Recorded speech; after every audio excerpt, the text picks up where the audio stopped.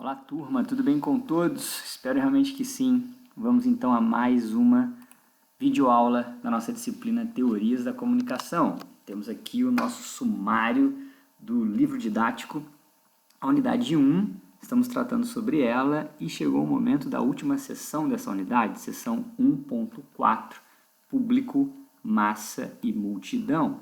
Bom, vamos a ela.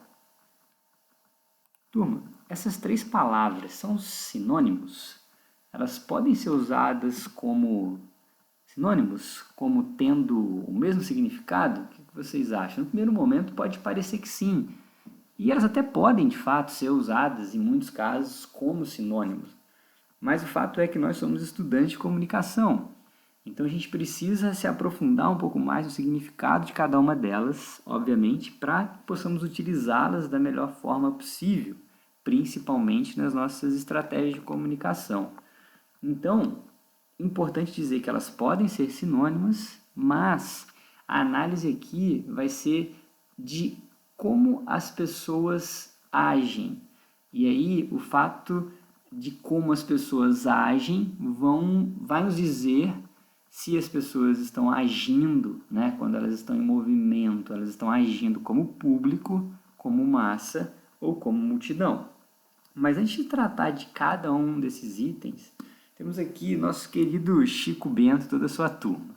E por que essa imagem, né? Então, acho que vocês talvez já imaginem, quem fez direitinho a pré-aula, né, a atividade diagnóstica e a web-aula, esses estudos de comunicação, eles, na verdade, tratam muito do período de industrialização da sociedade e do período de urbanização da sociedade.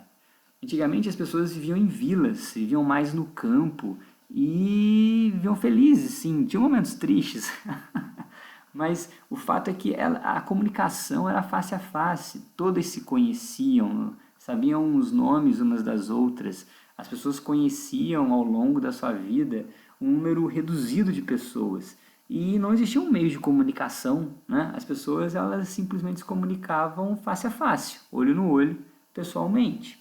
Aí veio a industrialização, a urbanização, as pessoas foram para as cidades e se aglomeraram. Elas se juntaram, elas se instalaram em pequenos espaços, muitas pessoas juntas. E o que isso causou? Né? Primeiramente que a gente passou a falar, a conversar com muitas pessoas diariamente, a gente não sabe o nome, nem nunca vai saber, e está tudo bem, é isso mesmo.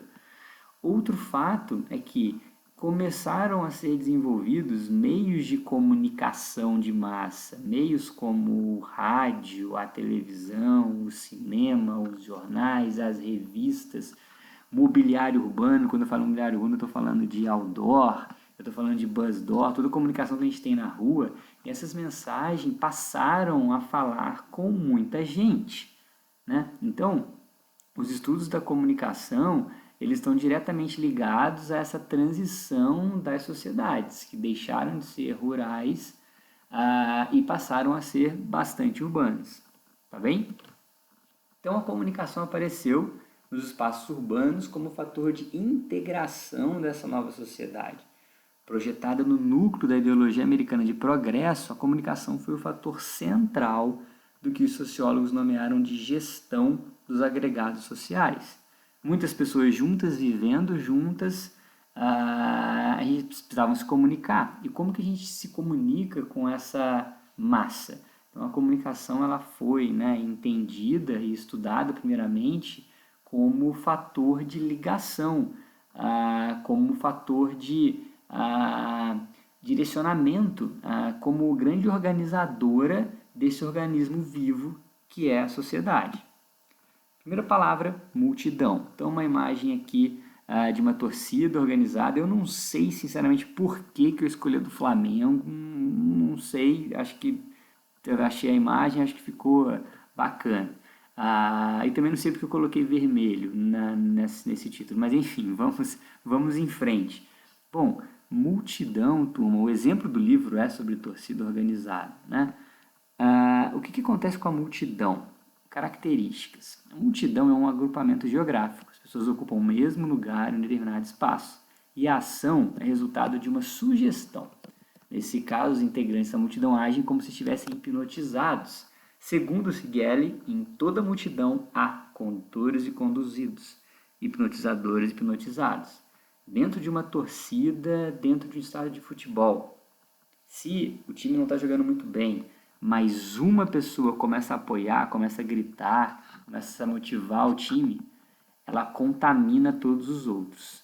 Então esse condutor hipnotiza todos os outros pares e o movimento da multidão acontece.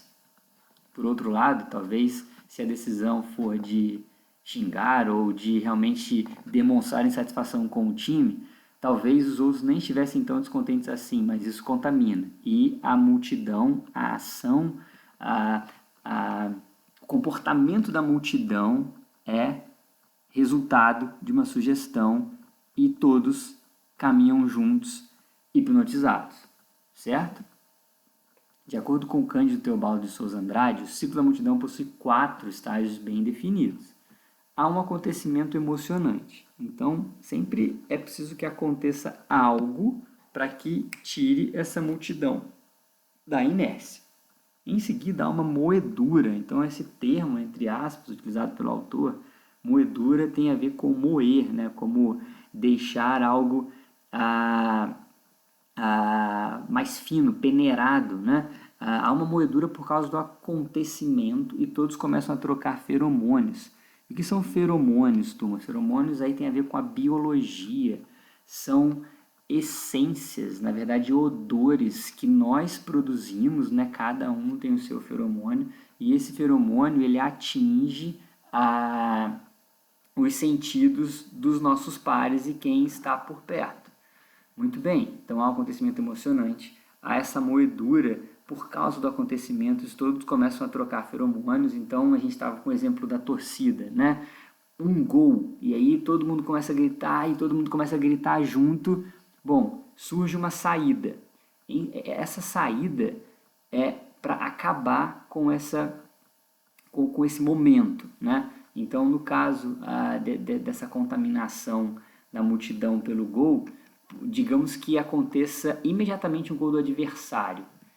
Quando acontece esse gol do adversário, muda, né? A multidão, ela no primeiro momento, por mais que ela estivesse, ela vai parar de gritar, ela vai mudar o seu comportamento. E a parte 4, a multidão totalmente dominada pelos feromônios, age como se fosse um corpo único, muitas vezes agem como se fossem uma só. Bom, então a gente tem aqui os 4 itens, né, defendidos por esse autor de como a multidão se comporta. O livro traz um outro exemplo, né? Ele traz um exemplo, por exemplo, de alguns incêndios.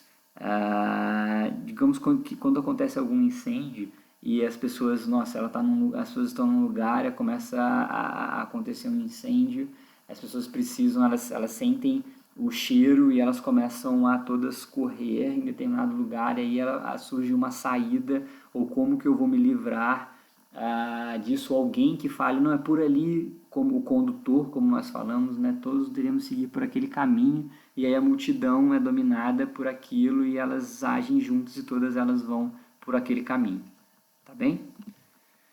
Mais um pouquinho sobre multidão. Segundo Flávio Calazan, especialista da área de comunicação, só existem 2 maneiras de conter a multidão. Uma delas é fornecendo um segundo objetivo ou usando. Então, se você tem um outro, se você muda o foco da multidão, você pega esse grupo hipnotizado e leva esse grupo para outro caminho.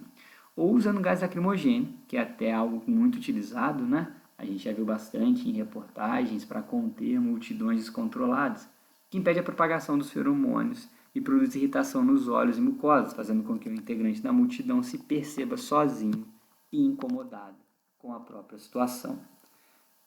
Vamos à massa. Que bela massa para uma macarronada. Então a ideia de massa, de sociedade de massa, comunicação de massa, turma, ela tem a ver com algo homogêneo, algo que não demonstra distinção, algo que segue, que atua junto. A massa, turma, acredita que pensa, mas só repete o que recebe dos meios de comunicação de massa. Então aqui acho que é uma frase bem categórica, explicativa da ideia de massa. e do que os meios de comunicação de massa muitas vezes nos dizem. Ah, você não viu no jornal? Ah, você não ouviu no rádio? Disseram lá, é isso mesmo, é verdade. Então, simplesmente porque algo foi dito no rádio ou apareceu na televisão, a massa acredita que aquilo é verdade. A massa entende ou ela pensa que ela está decidindo escolher por aquilo, sendo que na verdade aquilo foi sugerido a ela, alguém disse aquilo e como aquilo veio por um meio forte, um meio que tem esse poder de comunicação, ela entende que aquela mensagem é verdadeira. E todos nós sabemos, obviamente, que pode não ser. E aí chegamos a público, né? Então aqui o público ele é diverso, ele é distinto. E qual é a principal característica do público, turma? A característica do público é defender sua individualidade. Enquanto na multidão as pessoas almejam a invisibilidade, né? Elas estão hipnotizadas, elas estão simplesmente fazendo algo sem pensar. Na massa, elas acham que pensam, né? E aí elas desejam ser igualzinho aos outros. No público, as pessoas querem, de fato, ser elas mesmas e tomar decisões sozinhas. Importantíssimo para fechar essa sessão, não nos comportamos como público, massa ou multidão o tempo todo. Nosso comportamento varia de acordo com as situações. Certo? Fechamos aqui então mais uma unidade. Não se esqueçam, façam pré-aula, web-aula, pós-aula, desafio nota máxima, turma fundamental, acessem a plataforma, estudem de montão, façam a leitura do livro. Ótimos estudos para vocês, se cuidem, até breve. Tchauzão!